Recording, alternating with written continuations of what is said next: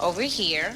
I'm going to stretch out the beef by adding the rest of this, or whatever's left from this, to stretch it out for the lasagna. What the hell is that? That's the fat? By supplementing the meat with the beef fat, Stephanie saved 75% on the ingredients for her lasagna.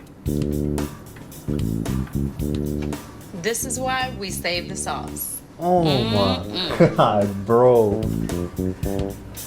Now, to save money, I multitask with washing dishes and cooking meals with my dishwasher. I just gotta make sure I wrap it really well, or else the food will get wet.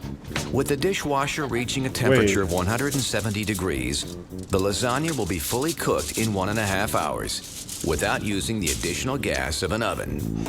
Rose might put these dishes in here while I'm cooking. The lasagna's in the dishwasher and it's cooking.